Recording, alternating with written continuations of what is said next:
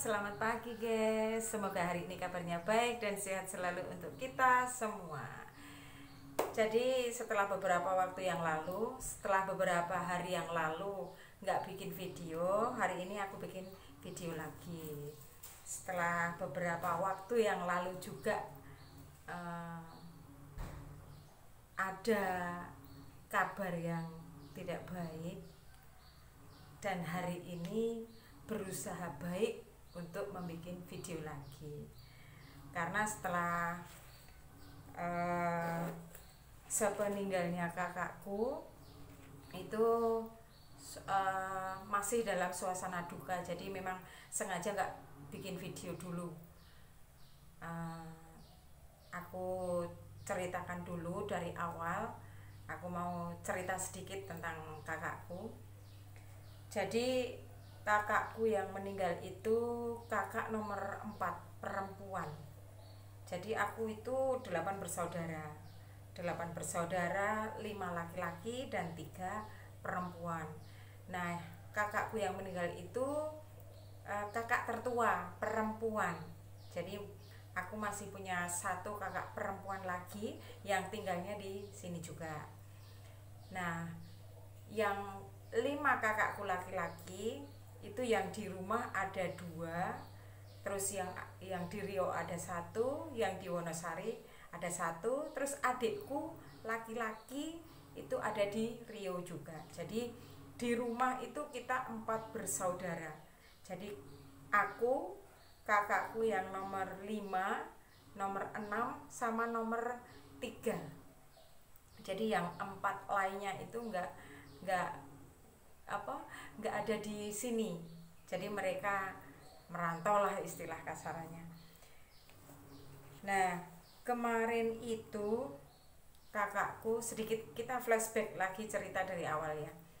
Masih ingat betul kakakku sakit itu tanggal 12 Februari. Tanggal 12 Februari dan dibawa pulang ke rumah kebon sini. Ini sengaja aku bikin video di rumah kebon sedikit untuk mengingat hal yang sudah lalu, dan karena beberapa hari tidak bisa kesini, nah ini kesini sekalian bikin video lagi. Sebenarnya nggak jauh dari rumahku, cuma sekitar 500 meter atau berapa ya, nggak jauh. Sebenarnya nggak jauh, tapi ini ada sebagian cerita yang ingin aku ceritakan kenapa aku beberapa waktu yang lalu nggak kesini. Nah, kakakku sakit itu tanggal 12 dan tanggal 18 itu dibawa ke rumah kebon. Jadi sempat dirawat di rumah sakit Bogor itu sekitar 1 minggu, 12 sampai 18, sekitar 1 minggu lah, 1 minggu, dan dinyatakan sudah boleh pulang. Dinyatakan sudah boleh pulang itu memang kondisinya karena kakakku itu didiagnosa dokter itu stroke, sakit stroke. Jadi ketika dibawa pulang itu memang kondisinya ada yang tangan sama kaki kiri tidak bisa digerakkan. Jadi posisinya memang hanya tiduran saja. Dibawa pulang ke rumah kebon memakai ambulans. Tanggal 19 pagi kita sampai di rumah kebon. Nah, semenjak itu aku sama kakakku yang nomor 5 yang ada di sini dan semua saudara-saudara termasuk bapak sama simbok juga itu kami merawat di rumah kebon. Jadi kakakku di rumah kebon ini kami semua yang merawat. Saudara-saudara di sini banyak, dan ada banyak saudara-saudara juga yang menjenguk perkembangan untuk sakit kakakku itu termasuk membaik. Jadi di sini kalau kemarin di rumah sakit itu cuma diinfus sama dikasih susu. Nah, di rumah kebon ini aku berusaha sama saudara-saudara sini bikin makanan yang di blender, karena memang nggak bisa makan keras. Jadi memang ada miss yang memang tidak bisa untuk mengunyah. Jadi kami kita blender terus disonde. Jadi untuk beberapa waktu yang lalu itu untuk susu juga disonde. Pakai sonde itu kayak suntikan itu. Ini minyak wangi. Kayak suntikan itu, terus makanan di blender pakai sonde, terus minum susu juga pakai sonde, minum obat juga pakai sonde. Nah, aku dan saudara-saudara yang di sini memang tidak pernah punya pikiran yang macam-macam, tidak pernah punya pikiran yang aneh-aneh, karena memang kondisi kakakku saat itu membaik ya. Jadi kita nggak pernah punya perasaan yang was-was atau perasaan yang khawatir gitu, karena memang melihat perkembangan kakakku itu bagus banget. Semakin hari itu kulitnya seger, mukanya seger, cuman memang nggak bisa atau memang belum bisa duduk sendiri atau BAB, pipis, buang air kecil, buang air besar itu memang nggak bisa. Jadi buang air besar, buang air kecil itu kita pakaiin pampers. Jadi kami merawat, aku sama saudara-saudaraku, terutama kakak perempuanku, kakak ipar juga merawat, semuanya pokoknya ikut merawat, ikut nungguin di rumah kebun ini. Jadi kayak dulu itu kalau pulang ke rumah itu kayak orang mampir. Karena memang waktu-waktu fullnya itu di rumah kebun ini. Jadi memang kami semua saudara-saudara yang di sini itu memang kita fokusnya merawat kakakku di rumah kebun. Dan waktu terus berlalu, kalau kita mau pulang itu kita pamit. Pokoknya kalau kita mau keluar, kalau mau pulang atau mau ke acara gitu, kita pasti pamitan sama kakakku. Kakakku masih bisa diajak ngobrol, ingatannya masih bagus. Jadi diajak ngobrol itu bisa, cuman terkadang bicaranya itu kurang jelas karena ada ada mungkin saraf-sarafnya yang miss, tidak bisa berfungsi normal kembali gitu. Nah, ketika waktu itu waktu mendengar, flashback lagi ke belakang, waktu mendengar kakakku sakit, ketika itu aku sudah bilang sama kakakku yang nomor 5, kok kayak kok kayak keadaan ini tidak baik-baik saja, perasaanku tidak enak. Waktu itu aku bilang seperti itu. Tapi setelah pergi ke Bogor, ikut nungguin di sana, itu kondisi membaik. Oh ya sudah, itu mungkin pikiran-pikiran yang salah, yang nggak penting gitu kan. Nah, terus sampai pada akhirnya hari H atau hari pas meninggalnya kakakku itu, aku pas lagi melayat, ada teman di ya sesama warga gitu ya, di Cerme. Layat itu aku sama Simbo itu pergi melayat. Nah, pulang dari layat itu aku pulang ke rumah dulu, baru itu langsung ganti kaos, bener-bener hanya ganti kaos yang pagi aku pakai, terus langsung ke sini, ke rumah kebun. Sampai di rumah kebun itu, sudah ada kakakku yang nomor 5, nomor 6 itu sudah ada. Kakakku yang nomor 6 ya, yang ini. Kakak 5, kakak 6 itu ada di sini, terus ada kakak ipar juga di sini. Ada keponakan di sini. Sebenarnya kita menemani itu nggak pernah cuma 1 orang 2 orang saja, pasti kita berbanyak. Nah, waktu itu pulang dari layat Sampai di rumah kebun ini, yang kakakku nomor 6 yang perempuan itu bilang, wah udah waktunya nih bikin jus. Sudah sore, karena waktu itu sekitar jam 3 kurang. Jadi kakakku yang nomor 6 bikin jus. Waktu itu yang ada di kulkas itu cuman apel, jadi kita bikin jus apel. Setelah bikin jus apel selesai, kita mau nyonde, karena biasa di sonde. Jadi antara makan pagi, sarapan, misalnya sarapan sama makan siang itu kita kasih jus. Terus nanti jusnya 2 kali juga sama sore. Nah ini dikasih jus yang kedua karena sudah sore. Nah sampai di dalam, sampai di kamar itu aku langsung ambil alat sondenya itu, suntikannya itu. Terus kakakku yang nomor 6 yang masukin ke sondean itu, terus aku yang masukin ke selang dari hidung langsung ke lambung. Nah waktu itu kakakku nomor 6 bilang, loh tangannya kok dingin, tangan kakakku yang sakit itu dingin. Jadi kita raba-raba begini, aku kaget. Jadi waktu itu langsung sini mukanya aku tepuk bak.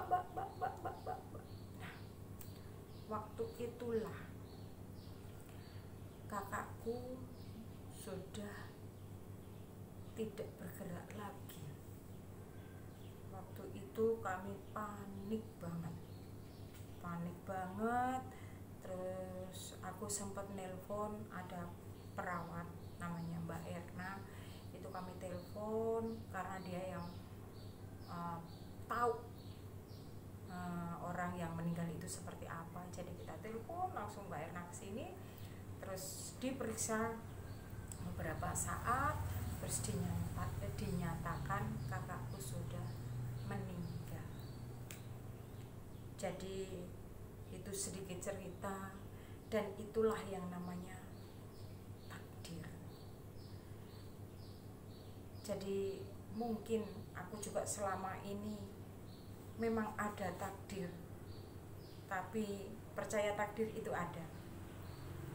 Cuman baru kali ini merasakan benar-benar bahwa takdir itu nyata banget, nyata di depan mata, nyata di dalam hidup ini.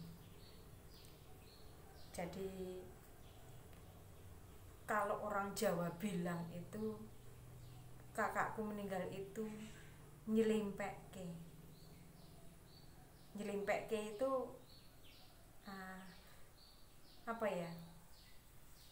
biar orang lain nggak tahu.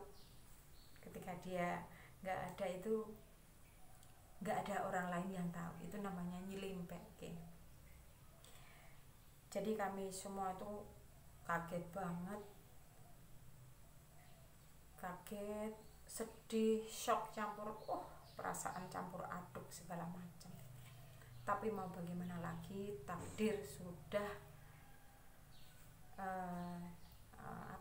takdir sudah terjadi. Jadi kami memang harus menerima semua ini. Jadi itulah sedikit cerita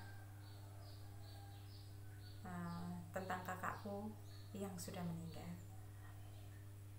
Dan ketika kemarin kakakku sakit itu dilalah lagi, itu Bapak Simbok juga di sini, dilalah Bapak itu jatuh di sini di rumah kebun.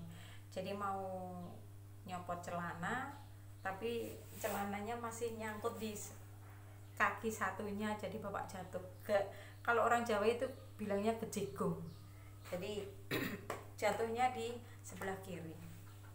Dan waktu itu juga sempat menjadi satu istilahnya, kakakku wis sakit, kok kenapa Bapak juga harus sakit gitu kan. Ya sudah, akhirnya bapak pulang ke rumah dan dirawat di rumah, sakit karena tulang sudah tua. Bapak itu umurnya sekitar 84, jadi memang tulangnya sudah rawan rawan rawan pengeroposan, karena rawan fungsi dan kurang berfungsi baik juga mungkin karena raga sudah tua. Terus kakakku meninggal itu tanggal 2 Maret 2 Maret pukul 3 sore, terus di makam hari Jumat tanggal 3 Maret pukul 2.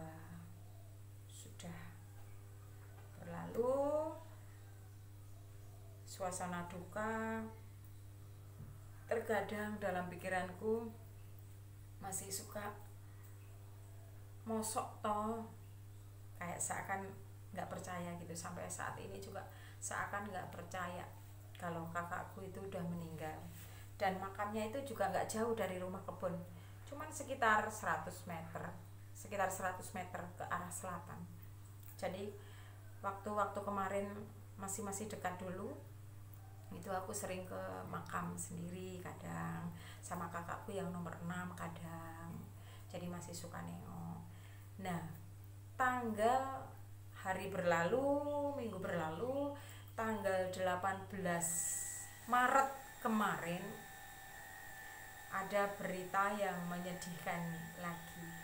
Jadi bapak jatuh dari sepeda.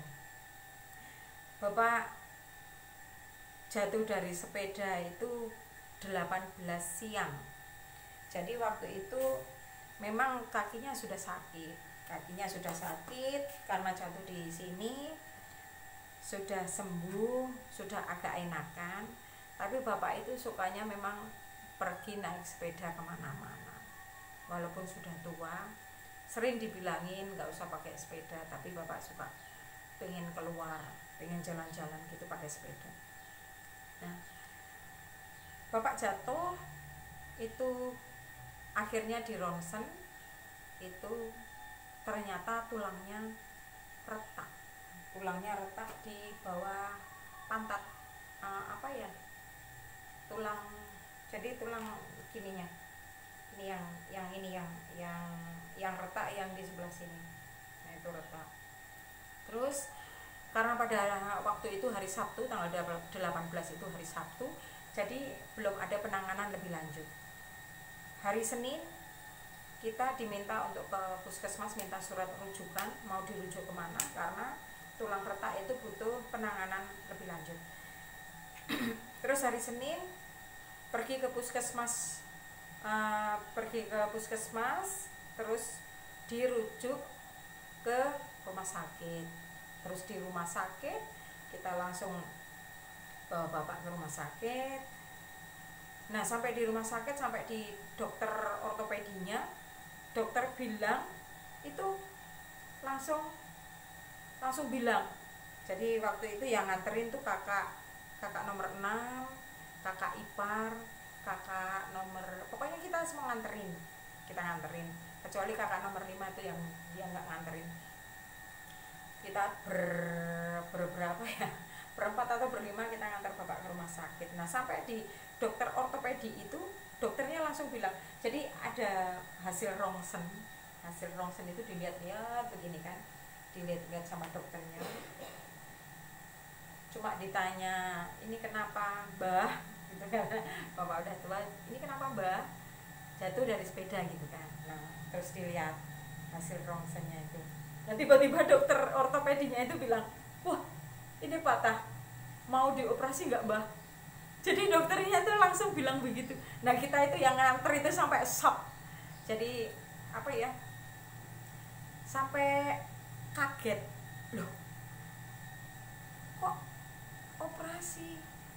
Karena kita berpikir dari rumah itu nanti bapak karena cuma retak itu disepalek gitu kan, disepalek atau dikasih itu yang kain coklat itu apa namanya nggak tahu ya. Nah, akhirnya karena bapak itu sudah tua, bapak itu takut dioperasi. Jadi waktu itu kita putuskan, kita sudah berunding, kita sudah berembuk sama saudara-saudara. Akhirnya kita putuskan bapak tidak dioperasi, kami tidak setuju. Terus akhirnya kami punya alternatif lain, bapak dibawa ke Sangkal Putung di Palur, Solo. Akhirnya Senin sore itu juga bapak dibawa ke Palur, ke Solo, jadi dibenahin. Nah itu kejadian peristiwa yang terjadi saat ini seperti itu. Jadi dalam kondisi kami masih berduka, seakan-akan itu kok bertubi-tubi gitu loh. Kakak sudah meninggal, bapak sakit, belum ada hal-hal yang lain yang perlu kami pikirkan, tapi itulah namanya takdir. Jadi aku berusaha untuk bisa, ayo bangkit, ayo semangat lagi, ayo kita lanjutkan lagi kehidupan kita selanjutnya. Jadi memang kenapa kemarin tidak bikin video beberapa waktu yang lalu, karena banyak hal yang terjadi. Terkadang masih suka nggak percaya, tapi itulah takdir, harus kita terima. Mudah-mudahan untuk kedepannya ini bapak, sengaja aku nggak bikin video bapak sakit karena memang waktunya tuh kayak nggak tepat, kayak nggak bagus aja. Aku mau bikin video kok lagi kayak begini bikin video, tapi nanti besok aku bagikan keseharianku di rumah, daily vlog di rumah, sambil ikut merawat bapak sakit, ikut menemani, ikut merawat lah, pokoknya merawat. Karena yang simbol masih ada, jadi untuk bapak tuh jadi posisinya nggak bisa apa-apa sekarang. Jadi tiduran aja, masih kakinya tuh dikasih spal gini sampai dulu sampai bawah, tapi sekarang sampai lutut. Jadi posisinya cuma tiduran aja, BAB, buang air besar, buang air kecil masih di tempat tidur, makan minum aktivitas masih di tempat tidur. Jadi full simbok merawatnya, full. Simbok juga nggak bisa kemana-mana sekarang, jadi aku hanya bisa menemani, membantu merawat di rumah. Jadi keterbatasan waktu, keterbatasan pikiran, yang di sini tuh banyak banget yang dipikirkan. Jadi terkadang saat ini nggak fokus untuk segala macam kegiatan, itu nggak bisa fokus, belum bisa fokus karena memang banyak hal yang terkadang tidak bisa dipahami, terkadang banyak hal yang kurang dimengerti, tapi inilah jalan kehidupan kita, inilah takdir yang harus kita terima. Jadi apapun yang terjadi, tetap berharap yang terbaik dan baik-baik saja untuk kedepannya. Oke, mungkin video ini bisa sedikit membantu melegakan pikiran, melegakan hati, ngelegani hati, biar bisa legowo untuk bisa menerima semua ini. Dan hari ini mungkin titik balik, aku harus move on dari semuanya, dari kesedihan, dari duka, dan dari apapun itu. Jadi mudah-mudahan mulai hari ini kedepannya akan menjadi hari yang lebih baik lagi. Masih banyak harapan, masih banyak hal yang akan terjadi untuk waktu yang akan datang. Semoga video ini bermanfaat, dan terima kasih sudah menonton videoku kali ini. Next dilanjutkan untuk video daily vlog yang seperti biasanya. Terima kasih.